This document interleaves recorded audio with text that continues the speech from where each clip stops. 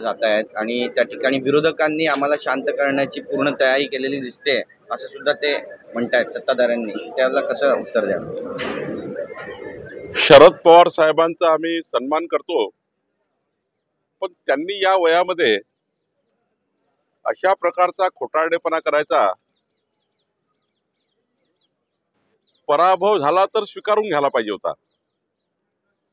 पण जेव्हा पराभव स्वीकारता येत नाही तेव्हा काहीतरी जनतेला पुन्हा कन्फ्यूज करण्याचं आणि कन्फ्यूज करून पुन्हा एकदा आपलं अपयश लपवण्याचं काम अशा प्रकारच्या कृत्यामधून करण्याचा प्रयत्न शरद पवार साहेब करतायत. विधानसभेमध्ये प्रचंड मोठा पराभव जनतेने नाकारलं आणि म्हणून आता येणाऱ्या स्थानिक स्वराज्य संस्थाच्या निवडणुकीमध्ये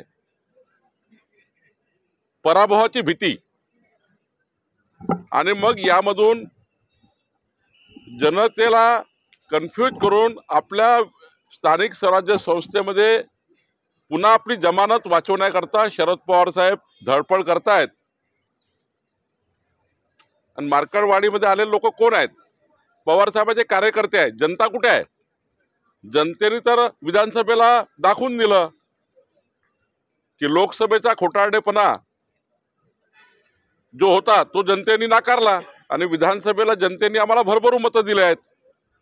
मग एवढंच आहे तर मार्कडवाडीमध्ये यापूर्वी ज्या ज्या निवडणुकीमध्ये ईव्हीएमवर मतदान झालं त्या मतदाराची आकडेवारी जर बघितली तेव्हा का आक्षेप घेतले नाही? मार्कडवाडीमध्ये एकदाच मतदान थोडी झालं आहे, अनेक निवडणुकीत मतदान झालं आहे. मग स्थानिक स्वराज्य संस्थात ईव्हीएमवर झाला आहे, त्यानंतर विधानसभेत ईव्हीएमवर मतदान झालं आहे, मशीनवर मतदान झालं आहे, त्यानंतर विधानसभेत झाला आहे, लोकसभेत झाला आहे, अनेक लोकसभेत अनेक विधानसभेत मतदान झालं आहे. तेव्हा आक्षेप घेतला नाही. पण जाणून बुजून जाणीवपूर्वक या महाराष्ट्राला पुन्हा एकदा या महाराष्ट्रामध्ये आपल्या या ईव्हीएमवर मशीनवर दोष देऊन पुन्हा एकदा आपलं अपयश लपवण्याचं पाप पवारसाहेब करतायत. मला वाटतं जनतेला सारं समजलं आहे. किती नौटंकी केली राहुल गांधींनी केली, पवार साहेबांनी केली किंवा अजून त्यांच्या महाविकास आघाडीच्या नेत्यांनी केली. महाराष्ट्र नौटंकीला कंटाळला आहे. महाराष्ट्र विकासाच्या बाजूने आहे. महाराष्ट्राला महायुतीकडनं अपेक्षा आहे आणि महायुतीचं सरकार देवेंद्रजींच्या नेतृत्वामध्ये या महाराष्ट्राला प्रचंड ताकदवान आणि महाराष्ट्र हा देशातला क्रमांक 1चे राज्य करण्याकरता आम्ही काम करणार आहोत. सर, उत्तम जानकर म्हणतायत की मी राजीनामा देतो, बॅलेट पेपरवर तुम्ही मतदान घ्या, त्यासाठी मी तयार आहे. असा आहे, हा खोटारडेपणा आहे. महामानव डॉक्टर बाबासाहेब आंबेडकरांच्या संविधानाचा अपमान आहे.